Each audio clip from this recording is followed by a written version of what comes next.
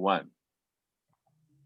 Hello, everyone, and welcome. We are in the midst of the Solution Club, the Tuesday Solution Club. It's January 5th, and we're about to I'm about to screen share and do some drawings to illuminate the fundamentals of exponential planetary overheating and how we can stop it in time to save life on Earth. And if you have questions or comments, please share those at any time. Just feel free to jump in. Okay, let's make this a conversation. Fair enough? Good. All right, screen sharing so I can draw pictures. I see the smiling faces and I sure appreciate that. Thank you, Shannon.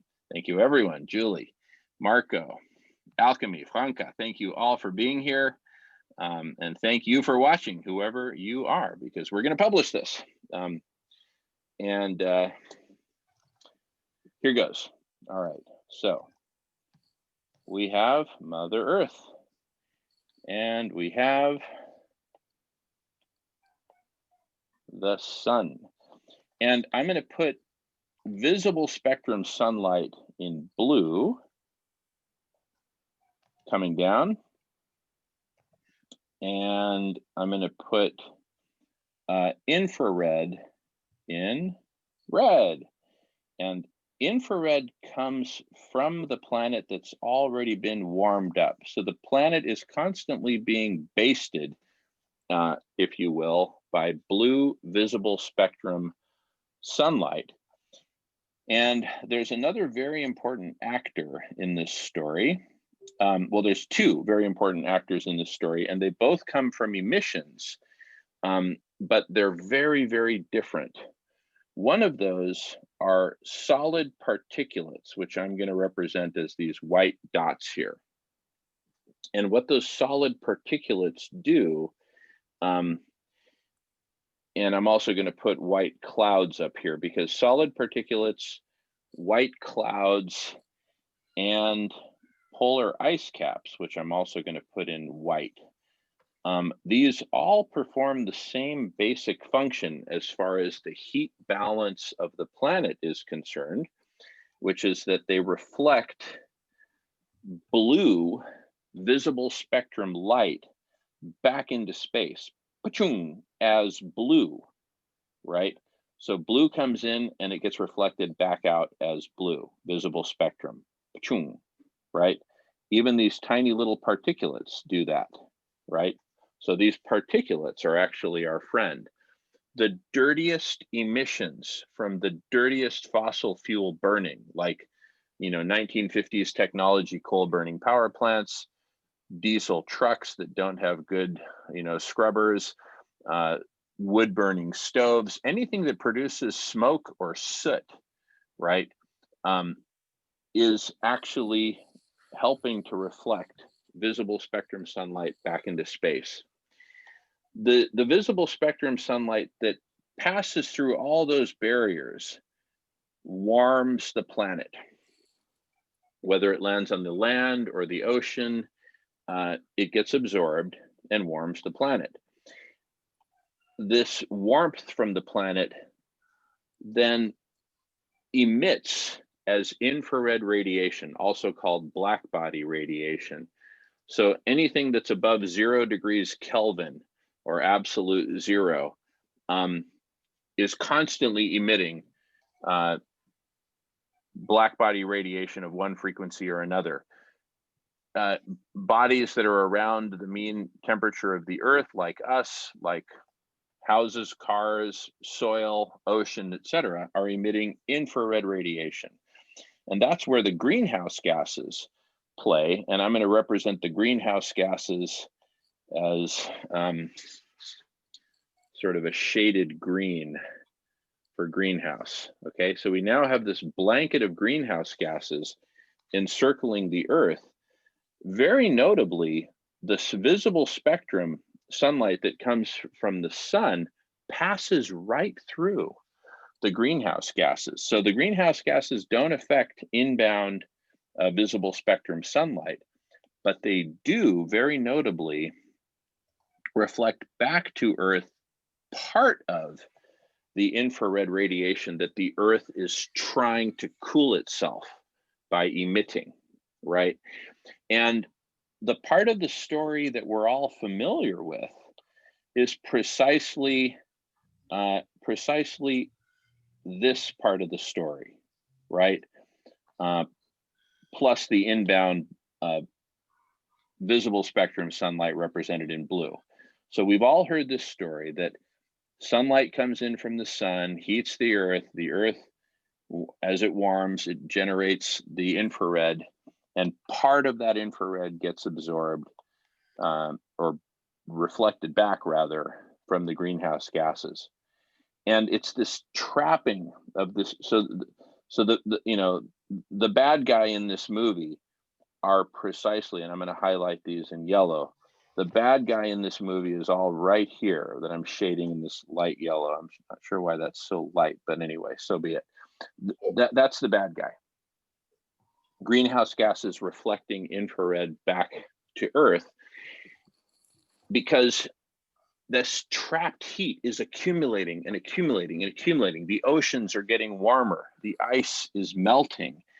And in fact, that's one of no fewer than 67 self-reinforcing feedback loops. The heating up of the planet, which is chipping away at the ice. This ice is diminishing, it's going down, it's contracting, and therefore it's reflecting less and less visible spectrum sunlight back into space. So the proverbial good actors in this movie are the clouds, the particulates, and the polar ice caps. They are reflecting visible spectrum sunlight back into space before it even has a chance to do this, to heat up the planet, thus generating infrared, which then gets trapped by the greenhouse gases. So these are the main characters in this story that I'm about to embellish upon. But before I embellish, are there any questions?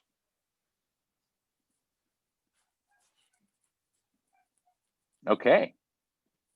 So That's what's a question, but thank you for discerning between the ozone and the particulates, because that wasn't clear in my head earlier. Yeah, I haven't even talked about the ozone. I think the ozone is a pretty minimal actor as far as heat is concerned. It's very significant in terms of blocking out certain kinds of radiation that's harmful to humans. But I think ozone is a greenhouse gas, but I think it's a pretty minor player. So in terms of the big picture, it doesn't really factor in very much in terms of what we can do about it. The big greenhouse gases are CO2, methane, and even water vapor is a greenhouse gas. It tends to absorb and retain heat. And that's one of the self-reinforcing feedback loops, is the hotter the planet gets, the more it evaporates water vapor and the more heat is retained. So we've got no fewer than 67 self-reinforcing feedback loops, right? All driving exponential planetary overheating.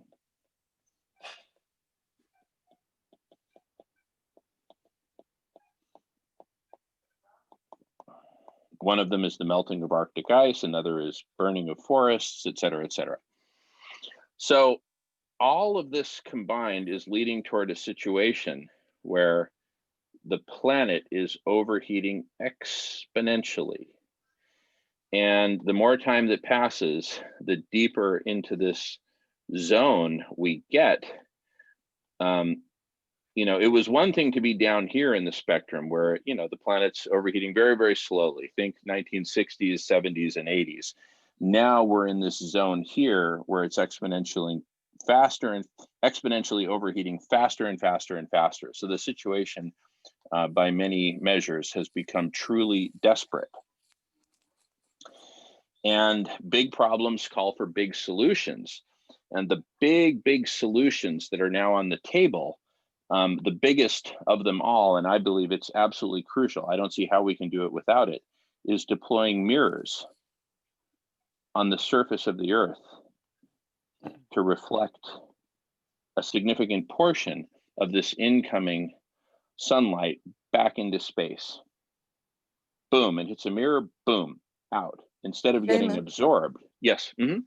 Yeah. um, what makes it boom right out into space instead of being stopped by the greenhouse gases like they were on the other side?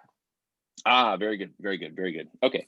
So as I drew here, this incoming visible spectrum, just like it passes through the greenhouse gases on the way in, it passes through on the way out.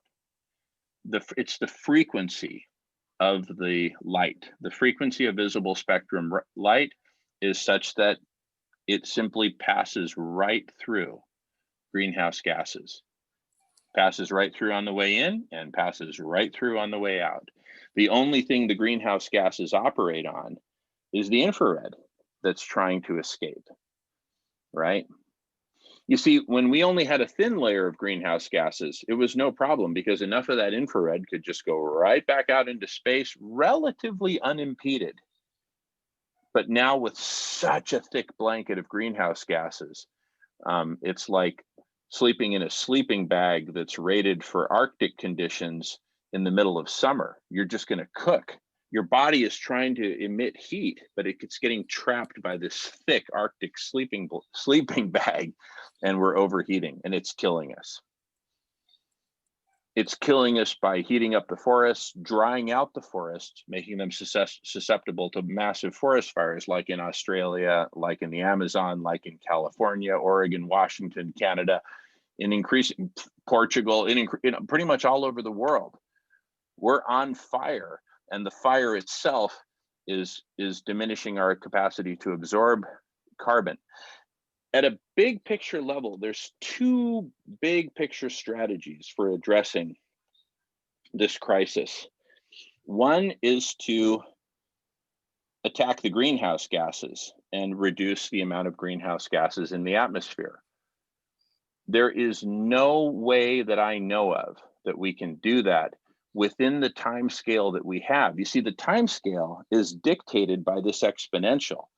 As we creep up this exponential, which is increasingly going vertical, right? Meaning it's just a runaway train of exponent. It's the planet's getting hotter, hot as fast as Bitcoin is rising in value. It's just going through the roof.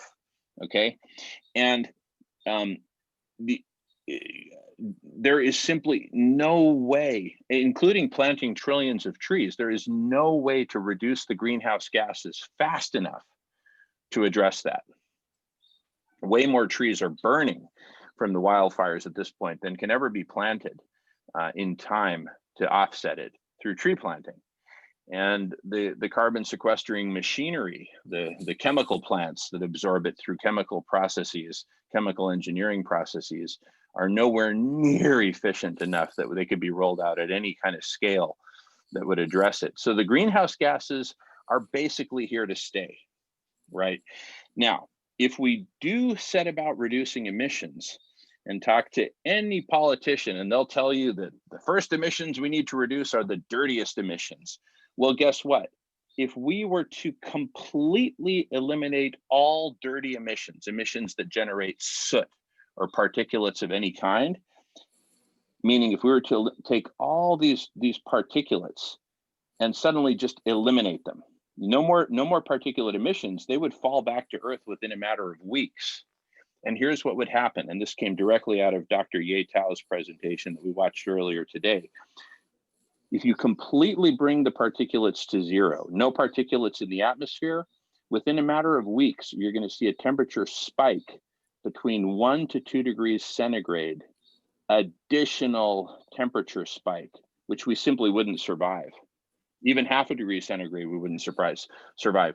So these particulates, these dirty particulates that create smoggy cities from Bangkok to Chicago, are keeping us alive. The particulates are keeping us alive. It's an unintended positive consequence of dirty emissions. So reducing emissions And clean air and all that is a very dangerous business right now, until such time as we deploy enough of these friendly, very benign land-based and ocean-based and Arctic-based mirrors to reflect sunlight back into space. You see, these mirrors do a perfect job of exactly what we're talking about. They reflect sunlight directly back into space. The only thing that would impede this sunlight from going back into space, anyone want to take a guess? What could impede that sunlight from going back into space that's reflected from these surface mirrors? Clouds. Clouds, that's it. The only thing that could impede them is clouds. But here's the thing, wherever there are clouds, the sunlight's not even going to get to the earth in the first place. So they're blocking them on the way in, and they're also blocking on the way out. So in that sense, clouds are more of our friend than they are a foe, because they're doing the reflection themselves.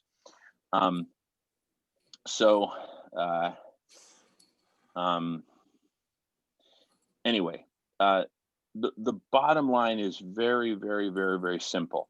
Even though there's a lot of complex dynamics here, you could sort of think of it as like a scale. Some things are helping us, some things are hurting us, but the bottom line is the things that are hurting us are outweighing the things that are helping us, and we're overheating exponentially, and we cannot take it anymore. We can't take much more of it.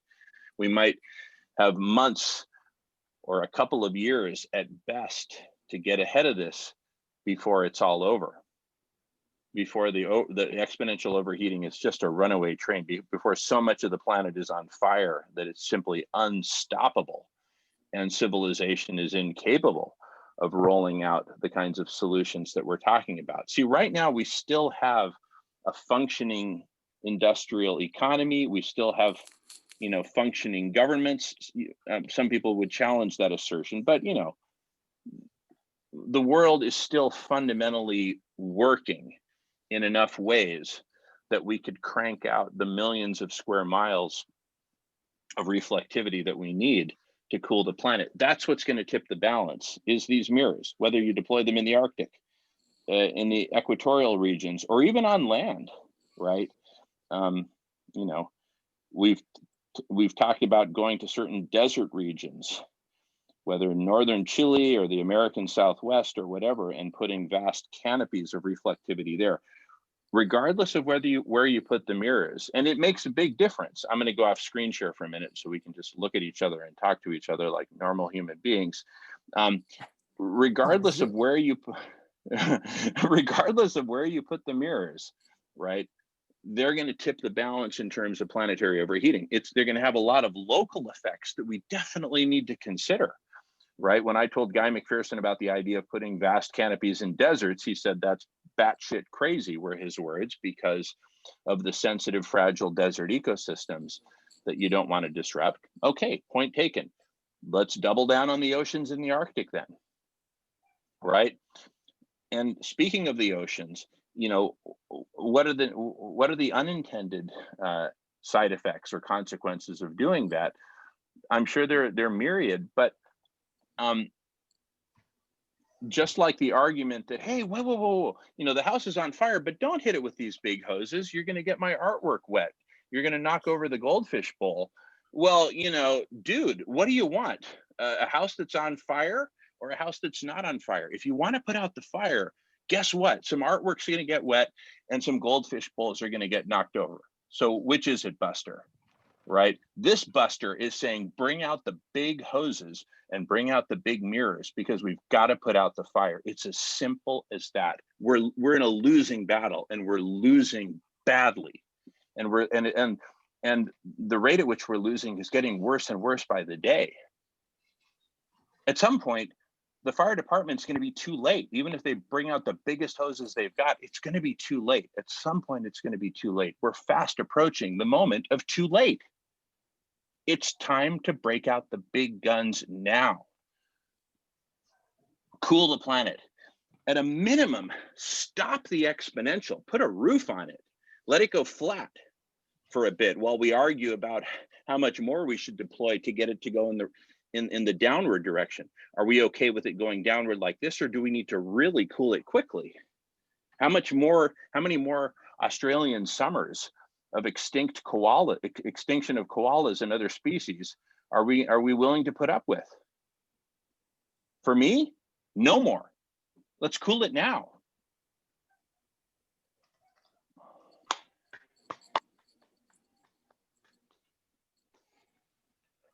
That's a huge paradigm shift. Yeah, go ahead. Yes, and thank you for the presentation. I seeing it visually like seriously helped.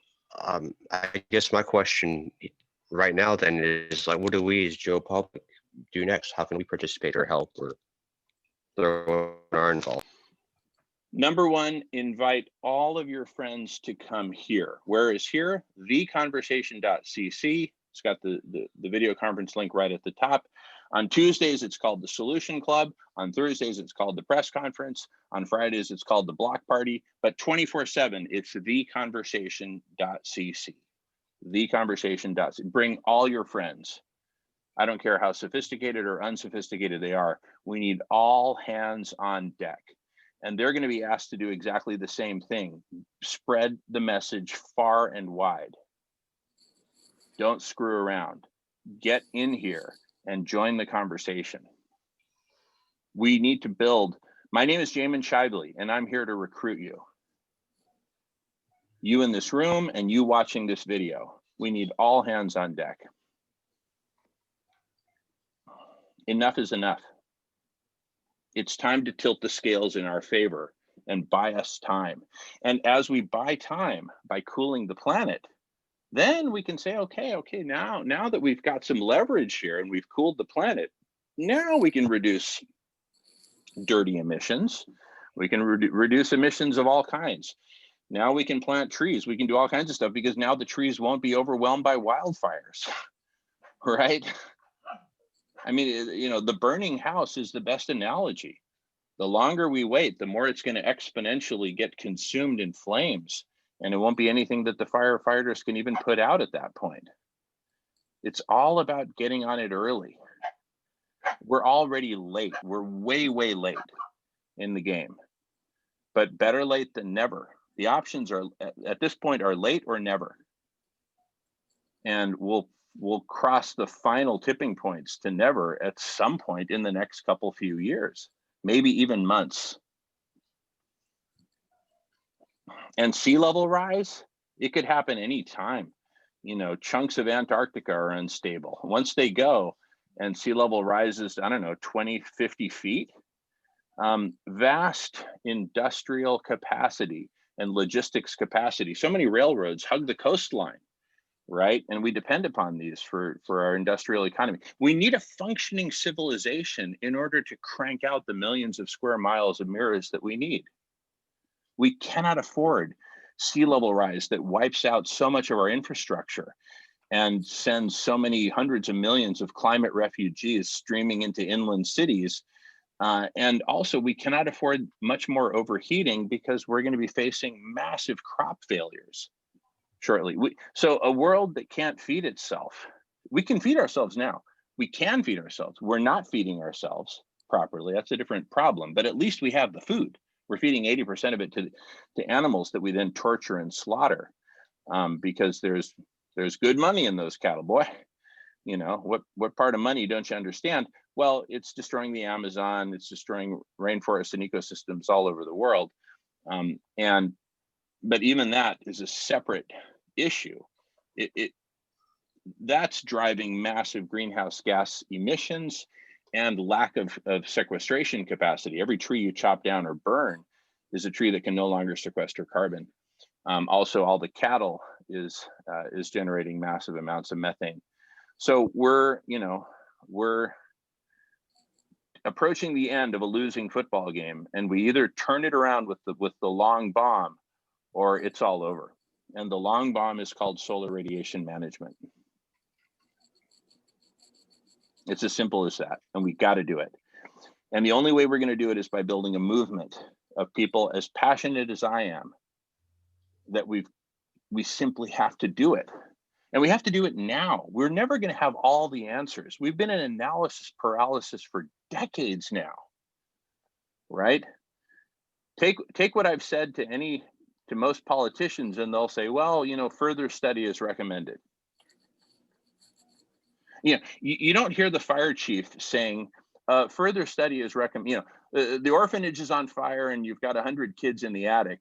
Further study. No. They break out the hoses. They put out the fire first and ask questions later. And that's how it should be. We need to put out the planetary fire now and ask whatever questions we want to ask later. We're at that point. Listen, if it was 1963, okay, fine. Take a couple of years, study it, reduce emissions. We were in time to reduce emissions in the 60s, 70s, and 80s. That window is slammed shut.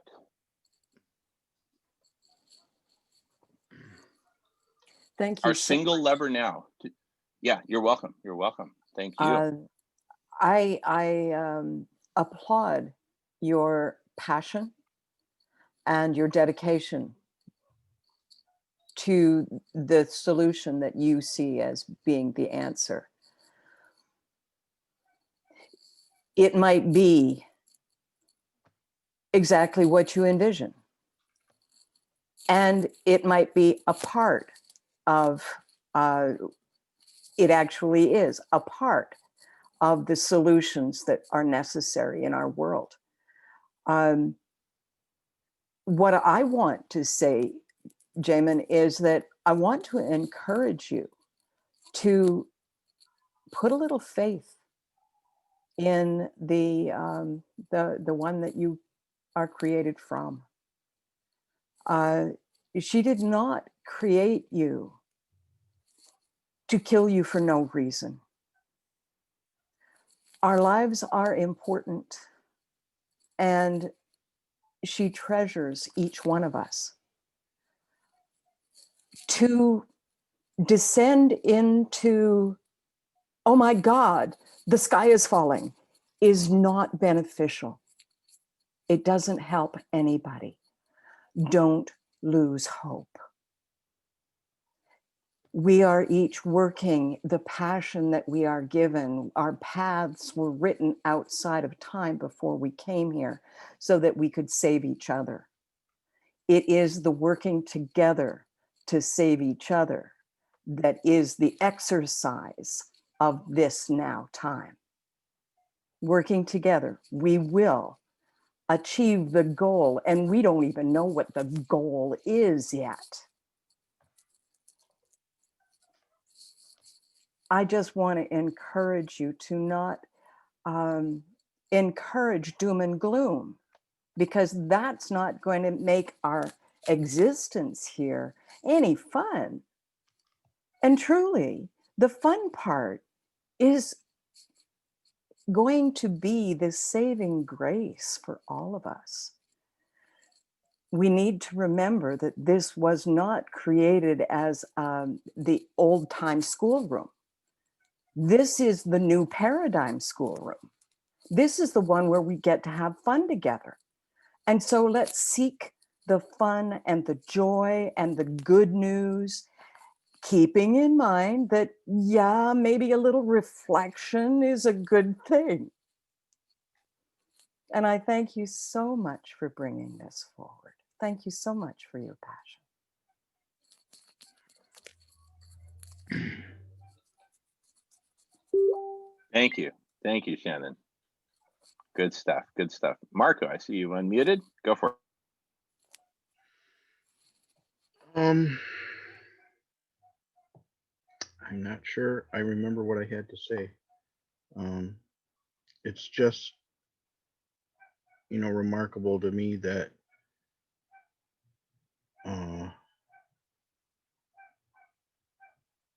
with it staring us right in the face the way it is,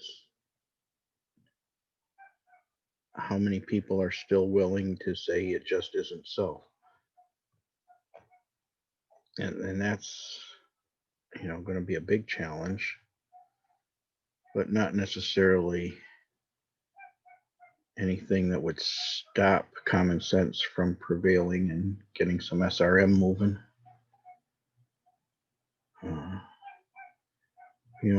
Frank is a good example of, just having it explained just right to her today. Yesterday, this was not on her radar. Today, she's ready to lock and load. So we got to keep striking while the iron's hot. And if we don't start getting some real physical action pretty soon, the iron's going to be too hot to hold even at the cold end.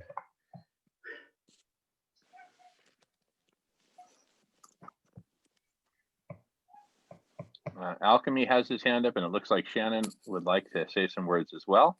I'd rather hear Alchemy first. Oh, I was just raising my hand to say, I would also, same as Franca, this wasn't even on my radar, but I do have if you want to share this picture, I can't co-host or anything, but it looks like the mirrors that you're looking for are already in production. I put a link to them there, and I think I mentioned them earlier before we started recording. Ah, okay, gotcha. Excellent. Shannon? Oh, good. Let me screen share that image. Thank you for that, Alchemy. And I think these are called, what are they called? Buckyballs. And in fact, one of the now these look like they're metallic. I've came up with the idea of doing silica balls. Yeah, there's a lot of different forms. Those are reflective. I was going through for that, but I think they have them in a lot of different elements. And yeah, I don't know if they're metallic or not, but they're there, and it's not sort of like one large form. They're just kind of like the pool balls that they have at the old playgrounds, like at the playpens. So like they clump together instead of that way they can break apart on the waves naturally too. Silica or whatever you choose to like craft them in is all well and good, but at least they have the prototype. You muted Alchemy. You said all well and good, but at least They have the technology available. So it's not even something that needs inventing. It's something we could like start deploying. Absolutely. Oh my goodness, we've been making mirrors for hundreds of years. We have the technology.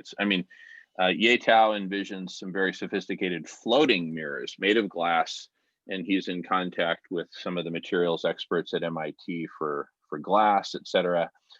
So it can definitely be tweaked, but the basic concept, it really couldn't be simpler, right? We need to reflect sunlight back into space. We have the materials, let's do it. And Shannon, you had you wanted. Yeah.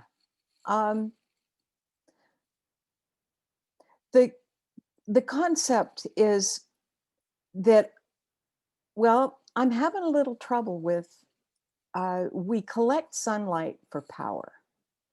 And now you're asking us to reflect it all out into space. Now, wait a minute, let me finish. What we've got a whole bunch of solar collectors. What about putting a reflective film on top of that and allowing the power to be generated? Can we do something like that? Yes, we've explored hybrid solutions, but just to be clear, I'm not saying we should reflect all the sunlight back into space. I'm talking in the order of maybe 2% of the Earth's surface reflecting that sunlight back into space. In terms of solar cells that are generating electricity, we don't want to first reflect the sunlight back into space that would otherwise land on those solar cells. We need that sunlight to hit the solar cells to generate the electricity. But surface area of solar cells is probably on the order of tens of thousands of square miles, whereas we need millions of square miles of reflectivity. So we're operating at way different orders of magnitude, one versus the other. The solar cells are very expensive on a square meter basis. The reflective mirrors will be very cheap. So there's one scenario where we've talked about combining the two, which is to do what's called solar thermal electricity generation, by reflecting sunlight up into space and then capturing a portion of that upward bound sunlight, concentrating it on collectors to generate solar thermal. But even that's not, necessarily that's not really proven.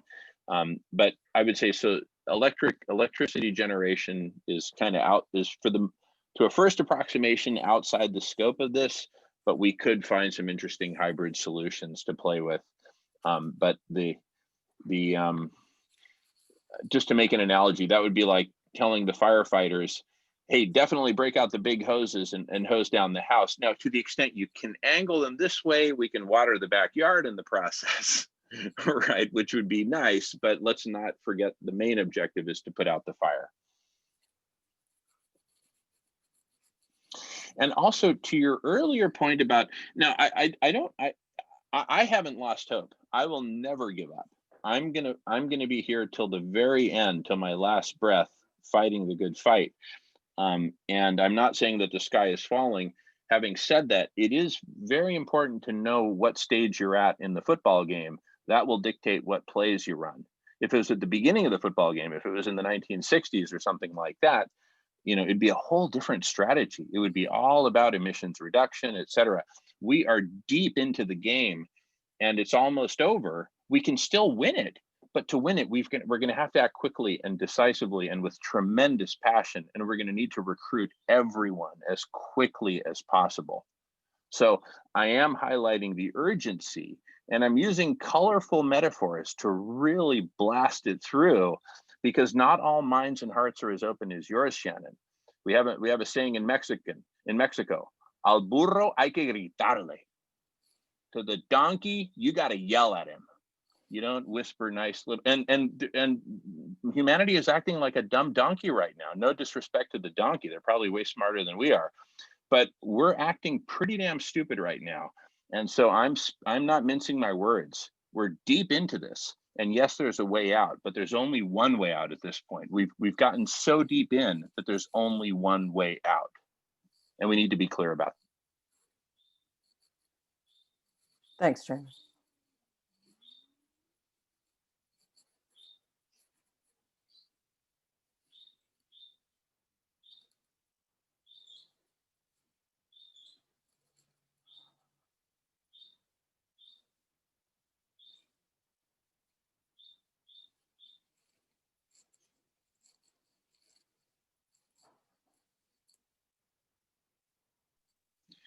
Now, having said that, I assume you can see the image on the screen by the other Jamin Shively that says Community Cafe, right? That is a project we started in 2015 to feed everyone nutritious food for free. What does that have to do with solar radiation management? In my journeys and explorations of this, I am deep into a hypothesis that goes like this. Humanity is so trapped in the all-day monopoly game of hoarding, individual hoarding for individual survival, where the price of losing is death by starvation, a very painful, humiliating way to go. And I've speculated that perhaps the most efficient pathway is, instead of trying to convince a dysfunctional humanity with massive inequality, where hundreds of millions of us are malnourished and starving as we speak, to try to get this dysfunctional and really grossly inequitable humanity to try to come together to do anything, might be a bit a long shot. Whereas if we take the first step and feed everyone, and that's a whole other discussion as to how, but we've mapped out a strategy to make this go exponential. And we discuss this every Friday right here on this channel on the Food Healers segments plural, from 7 to 9 a.m. Pacific time and 7 to 9 p.m. Pacific time, every Friday, with Dr. Silas Rao and myself co-leading those sessions. If we push that to the point that that it does go exponential and we feed everyone on the planet, I believe that would be the single most important step to liberating humanity from this all-day monopoly game that has us so focused on individual hoarding for individual survival, which applies to the poorest person on the planet. It applies to Bill Gates and Jeff Bezos, because whether you're rich or poor, we're all trapped in the game. You can never have enough money in that game. And so that game is taking us away from putting our hearts and minds on Mother Earth and what she needs. And so I make the analogy, you know, I'm sitting at humanity. Let's say I'm humanity. I'm sitting on an airplane, gasping for air. Cabin pressure is gone. There's no air to breathe. You know, I'm being, while I'm choking, I'm asked to put the oxygen mask on Mother Earth. Feeding everyone is humanity putting her own oxygen mask on, and then being more able to then turn to our Mother Earth sitting next to us and putting her oxygen mask on, which is SRM. That's where the two are connected. So we have the urgency of SRM and the urgency of feeding everyone. And the third pillar we talked about earlier today is the urgency for a space for all these conversations to happen and others, so that we can have a healthy ecosystem of conversations within which the most urgent conversations, in my mind, SRM and feeding everyone, can bubble to the top. And that's the essence of the press conference, thepressconference.org, which is also part of this. It all happens in the same Zoom room. Everything I've mentioned happens in the same Zoom room. So whether you go to thepressconference.org or theconversation.cc, the Zoom link is the same. And I'm speaking to all of our sisters and brothers, all of humanity right now. Join us. We need you here with tremendous urgency. And yes, we can get through this. And yes, we need you. And yes, I'm talking to you. I'm not talking to somebody else. I'm talking to you. We need all of you. We need all of us here right now with tremendous urgency. It's life and death. And yes, we're going to win. And we're going to win because you're going to show up.